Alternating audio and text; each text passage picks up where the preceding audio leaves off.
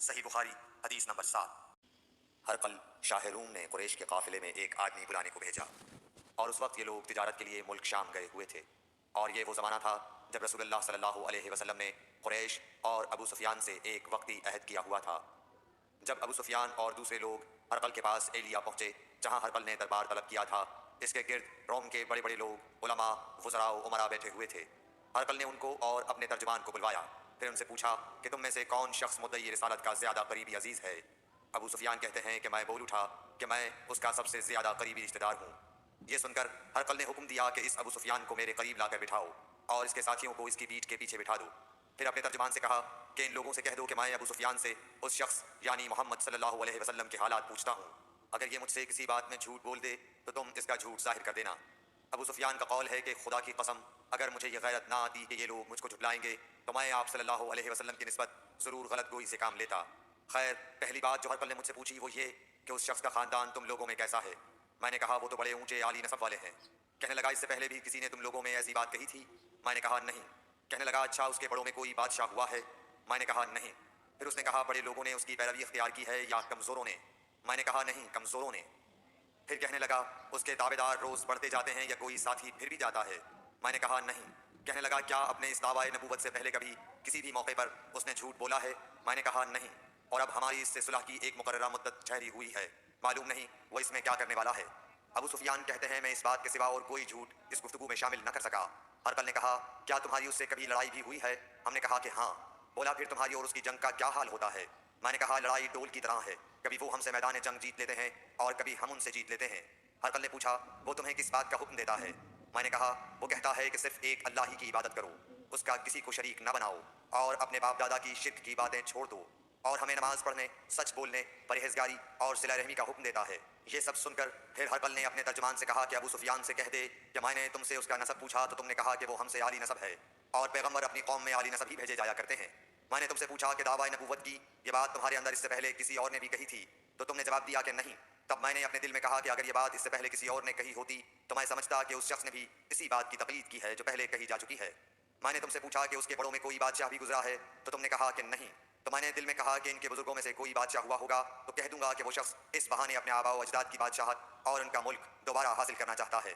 اور میں نے تم سے پوچھا کہ اس بات کے کہنے یعنی پیغمبری کا دعویٰ کرنے سے پہلے تم نے کبھی اس کو دروغ گوئی کا الزام لگایا ہے؟ تم نے کہا کہ نہیں۔ تو میں نے سمجھ لیا کہ جو شخص آدمیوں کے ساتھ دروغ گوئی سے بچے وہ اللہ کے بارے میں کیسے جھوٹی بات کہہ سکتا ہے۔ اور میں نے تم سے پوچھا کہ بڑے لوگ اس کے پیرو ہوتے ہیں یا کمزور آدمی؟ تم نے کہا کمزوروں نے اس کی اتباع کی ہے، تو دراصل یہی لوگ پیغمبروں کے متبعین ہوتے ہیں۔ اور میں نے تم سے پوچھا کہ اس کے ساتھی بڑھ رہے ہیں یا کم ہو رہے ہیں؟ تم نے کہا کہ وہ بڑھ رہے ہیں، اور ایمان کی کیفیت یہی ہوتی ہے حتیٰ کہ وہ کامل ہو جاتا ہے۔ اور میں نے تم سے پوچھا کہ آیا کوئی شخص اس کے دین سے ناخوش ہو کر مرتد بھی ہو جاتا ہے؟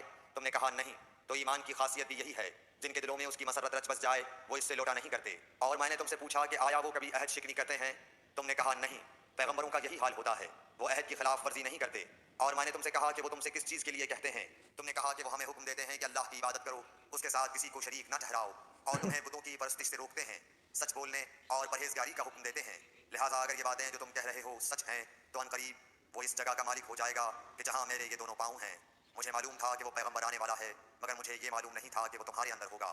اگر میں جانتا کہ اس تک پہنچ سکوں گا تو اس سے ملنے کے لیے ہر تکلیف گوارا کرتا، اگر میں اس کے پاس ہوتا تو اس کے پاؤں دھوتا۔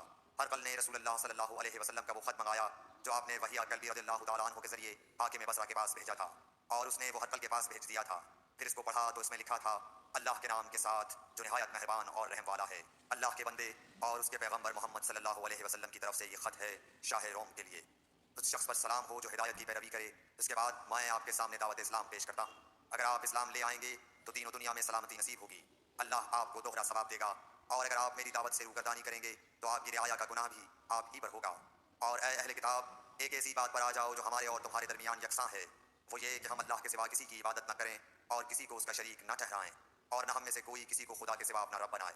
پھر اگر وہ اہل کتاب اس کتاب سے منہ پھیر لیں تو مسلمانوں تم ان سے کہہ دو کہ تم مانو یا نہ مانو ہم ایک خدا کے اطاعت گزار ہیں۔ ابو سفیان کہتے ہیں جب ہرقل نے جو کچھ کہنا تھا کہہ دیا اور خط پڑھ کر فارغ ہوا تو اس کے ارد گرد بہت شور و غوغا ہوا، بہت سی آوازیں اٹھیں اور ہمیں باہر نکال دیا گیا۔ تب میں نے اپنے ساتھیوں سے کہا کہ ابو کبشہ کے بیٹے حضرت صلی اللہ علیہ وسلم کا معاملہ تو بہت بڑھ گیا، دیکھو تو اس سے بنی اصفر روم کا بادشاہ بھی ڈرتا ہے۔ مجھے اس وقت سے اس بات کا یقین ہو گیا کہ حضور صلی اللہ علیہ وسلم अनकरीब गालिब होकर रहेंगे, हत्ता कि अल्लाह ने मुझे मुसलमान कर दिया। रावी का बयान है कि इब्न नादूर एलिया का हाकिम हरकल का मुसाहिब और शाम के नसारा का लाट पादरी बयान करता था कि हरकल जब एलिया आया एक दिन सुबह को परेशान उठा तो उसके दरबारियों ने दरियाफ्त किया कि आज हम आपकी हालत बदली हुई पाते हैं, क्या वजह है। इब्न नादूर का बयान है कि हरकल नजूमी था, इल्म नजूम में वो पूरी महारत रखता था। उसने अपने हमनशीनों को बताया कि मैंने आज रात सितारों पर नजर डाली तो देखा कि खतना करने वालों का बादशाह हमारे मुल्क पर गालिब आ गया है। भला इस जमाने में कौन लोग खतना करते हैं। उन्होंने कहा कि यहूद के सिवा कोई खतना नहीं करता, सो इनकी वजह से परेशान न हो। सल्तनत के तमाम शहरों में ये हुक्म लिख भेजिए कि वहाँ जितने यहूदी हों सब कत्ल कर दिए जाएं। वो लोग इन्हीं बातों में मशगूल थे कि हरकल के पास एक आदमी लाया गया जिसे शाह गस्सान ने भेजा था। उसने रसूलुल्लाह सल्लल्लाहु अलैहि वसल्लम के हालात बयान किए। जब हरकल ने सारे हालात सुन लिए तो कहा कि जाकर देखो वो खतना किए हुए है या नहीं। उन्होंने इसे देखा तो बतलाया कि वो खतना किया हुआ है। हरकल ने जब इस शख्स से अरब के बारे में पूछा तो उसने बतलाया कि वो खतना करते हैं। तब हरकल ने कहा कि यही मोहम्मद सल्लल्लाहु अलैहि वसल्लम इस उम्मत के बादशाह हैं जो पैदा हो चुके हैं। फिर उसने अपने एक दोस्त को रूम या खत लिखा और वो भी इल्म नजूम में हरकल की तरह माहिर था। फिर वहां से हरकल हम्स चला गया। अभी हम्स से निकला नहीं था कि उसके दोस्त का खत उसके जवाब में आ गया। उसकी राय भी हुजूर सल्लल्लाहु अलैहि वसल्लम के ज़हूर के बारे में हरकल के मुवाफिक थी कि मोहम्मद सल्लल्लाहु अलैहि वसल्लम वाकई पैगंबर हैं।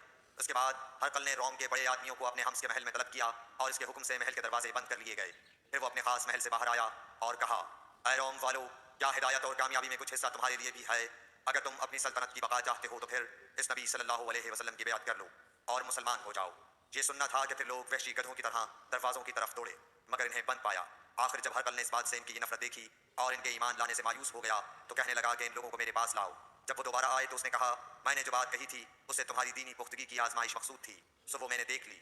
तब ये बात सुनकर वो सब के सब उसके सामने सजदे में गिर पड़े और इससे खुश हो गए। बिलाखिर हरकल की आखिरी हालत यही रही।